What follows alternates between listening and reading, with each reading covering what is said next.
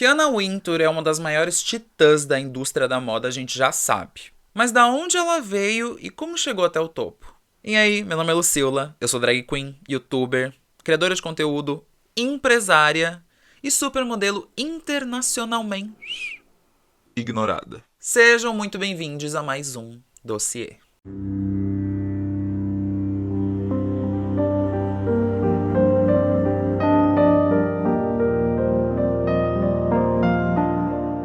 O dossiê de hoje é sobre uma das pessoas de maior escalão do mundo fashion. Ela tem um dos cargos mais cobiçados do mundo fashion, acumula uma fortuna estimada em 35 milhões de dólares e teve até filme inspirado na sua personalidade. Nós vamos falar de Anna Wintour. Mas como é que ela conseguiu tudo isso? Fica aí que eu te conto desde o começo. Lembra de se inscrever e dar um like nesse vídeo e bora lá! Anna Wintour nasceu em Londres em 3 de novembro de 1949. O pai dela foi Charles Wintour, um jornalista muito influente e respeitado no seu meio. Ele foi editor-chefe do London Evening Standard, que é um jornal de Londres gratuito, publicado de segunda a sexta. É tipo, se você for de São Paulo, é tipo aquele jornalzinho do metrô. Só que, assim, jornalisticamente mais bem conceituado. A mãe dela era Eleanor Traigo Baker, uma crítica de cinema norte-americana. Mais precisamente, a Anna é de Hampstead, ou Hampstead, que é um dos bairros mais caros de Londres. Ou seja, a gata cresceu com grana. Ela tem 4 irmãos. O Gerald, que é o mais velho, faleceu num acidente de carro quando era criança. O Patrick, que é um dos mais novos, é editor do The Guardian. E o James e a Nora trabalham no terceiro setor, tipo ONGs e tal, e trabalharam com política. Ela estudou num colégio particular só para garotas e era meio rebelde. Frequentemente, ela era chamada a atenção por encurtar demais a barra da saia e fazer alterações no uniforme. Ela se interessa por moda, ainda muito nova, por causa da revista Seventeen, que a avó dela mandava dos Estados Unidos, e do programa de TV Ready, Steady, Go. A apresentadora desse programa era Cathy McGowan. Muito provavelmente foi dessa gata que ela catou a ref do cabelo, e com 14 anos ela começa a usar o corte Chanel. Não exatamente do jeito que a gente reconhece ela hoje, mas bem parecido. Isso acontece nos anos 60, que pra mim foi uma das melhores épocas da moda, então eu entendo que ela tenha se interessado nesse momento. Falando nisso, vocês gostariam de vídeos meio que explicando as décadas da moda ou falando sobre tendências atuais? Deixa aí nos comentários. O pai da Anna já confiava bastante no olhar e no senso crítico dela, a ponto até de pedir ideias para atingir públicos mais jovens no London Evening Standard. E isso faz o jornal se tornar um dos mais influentes entre os jovens dos anos 60. É ele quem consegue o primeiro emprego dela quando ela tinha 15 anos. Na Biba. Quinta série A, a favor não rir. A quinta série B se comportou. A Biba era uma boutique muito influente nos anos 60 e 70. Na verdade, é uma marca muito importante na história da moda, porque foi ela quem ajudou a popularizar as mini saias e várias outras tendências da época. Depois ela larga a escola e vai trabalhar na Harrods. Por insistência dos pais, ela começa a fazer um curso de moda, mas não conclui. Ela vai em pouquíssimas aulas porque, segundo ela, ou você entende a moda ou não. Por causa de um namorado, ela tem a primeira experiência com produção de revista, editoração. Enfim, a revista era Oz, que também deixou seu marco na história. Em 1970, ela entra na Harper's Queen, que foi o resultado da fusão das revistas Harper Bazaar e Queen, como editora assistente. Especulo que aqui o pai dela deu uma bela de uma ajuda para ela conseguir esse trampo. Na época, ela já dizia para as colegas de trabalho que queria ser editora da Vogue. Há boatos que desde essa época ela já mostrava traços de extremo perfeccionismo e ambição. É meio que do tipo de pessoa que, quando tá decepcionada, faz questão de humilhar o funcionário, e isso levou a discussões bem sérias. Min Hogg, que muito provavelmente uma das pessoas que nessa época ela teve mais treta, disse o seguinte sobre ela. Ela tinha um grau de ambição que deve ter corroído o coração dela. A moda era absolutamente tudo pra ela e ela entendia mais de moda que eu. Quando a minha é promovida a editora-chefe da Harper's Queen, a Anna se muda para Nova York com um namorado. Em 75, ela entra para Harper's Bazaar como editora júnior, mas é demitida 9 meses depois,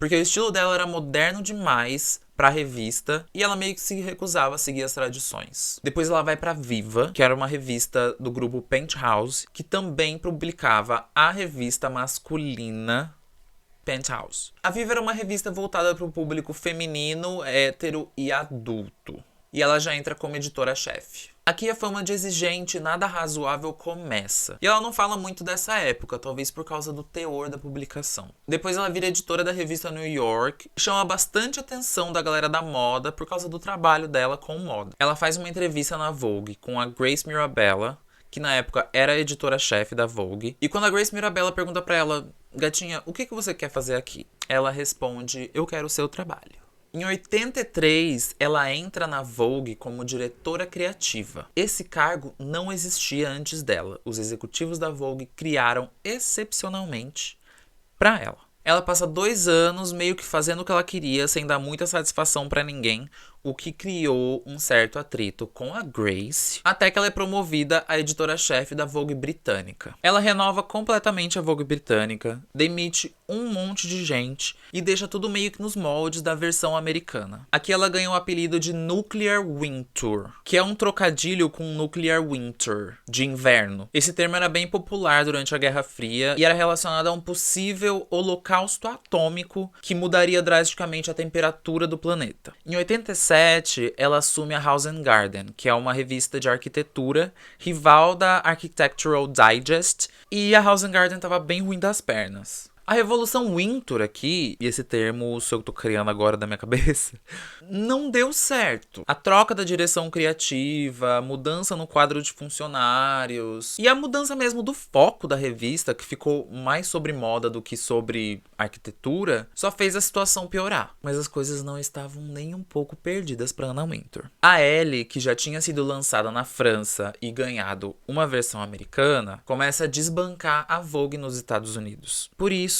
em 1988, ela consegue o cargo de editora-chefe da Vogue norte-americana. Aqui ela de novo faz uma revolução, só que dessa vez um pouco inspirada na Diana Vreeland, pelo menos na direção criativa das coisas. A Diana Vreeland foi editora-chefe da Vogue de 63 a 71 e ela também é um ícone. A Anna usava para as capas fotos tiradas ao ar livre, com pouca maquiagem, com mais pele à mostra. Na época da Grace, as fotos eram mais de rosto. E foi a Anna que afastou essa câmera e mostrou mais corpo, que é como a gente vê a maioria das revistas até hoje. Ela também fazia essas capas com fotógrafos, modelos e estilistas, às vezes nem tão conhecidos. E brincava bastante com high-low, que é basicamente misturar uma peça mais cara, mais trabalhada, talvez uma alta costura, enfim, com algo mais cotidiano, mais comum, mais barato. A primeira capa dela foi com a Michaela Bercow, que na época tinha 19 anos. Ela tá usando uma blusa de $10.000 do Christian Lacroix e um shorts jeans surrado de $50. Na hora de imprimir, a gráfica até ligou pra Vogue pra confirmar se era a foto certa. Depois disso, Anna Wintour contribuiu bastante com a moda. Ela descobriu estilistas como Marc Jacobs e John Galliano, e teve também um papel crucial na carreira da nossa Gisele Bündchen. Foi ela que transformou o Met Gala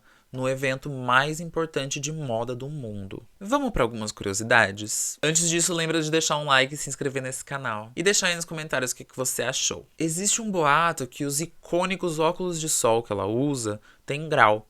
E ela tem a visão bem ruinzinha. Por isso ela sempre usa. Ela já disse que é pra não expressar nenhuma reação quando ela tá vendo algum desfile, alguma coisa. Porque ela acha que isso é uma coisa privada. Talvez por respeito ao artista. Eu já acho que cai um pouco naquela coisa que eu falei sobre o Karl Lagerfeld. Se você ainda não viu, pode ver aqui. Sobre o uniforme como ferramenta de manutenção de poder. Se vocês quiserem, eu posso desenvolver um pouco melhor essa teoria. Deixa aí nos comentários. O Matthew Anderson, que fez cabelo e maquiagem pra RuPaul por, sei lá, 10 anos, também já fez o cabelo dela. Só que, aparentemente, num dia ele deu mancada e aí, demissão, gata. É por causa dela que modelos, maquiadores e fotógrafos são creditados nas revistas. O filme O Diabo Veste Prada é, sim, inspirado nela. A autora foi assistente dela, então acho impossível de negar que a personalidade dela inspirou a Miranda. Tem até rumores que ela ameaçou estilistas e modelos e várias pessoas aí da moda a cortar eles da Vogue se eles fizessem alguma participação no filme. Anna Wintour só foi parar de usar pelo em 2018, e isso foi bem controverso pra ela, porque a discussão do uso de matéria-prima animal na moda é bem antiga. Por último, Anna Wintour é uma dame, que é um título de honra britânico, essas coisas aí de The Crown, vai lá, espada, essas coisas. Uma mulher forte, ambiciosa, determinada e independente, ou uma carrasca que beira o sadismo? Você que decide. Só lembra de deixar aí nos comentários. Gatinhos, eu vou ficando por aqui. Muito obrigado por assistir esse vídeo. Eu espero muito que vocês tenham gostado. Lembra de se inscrever, deixar um like e até a próxima.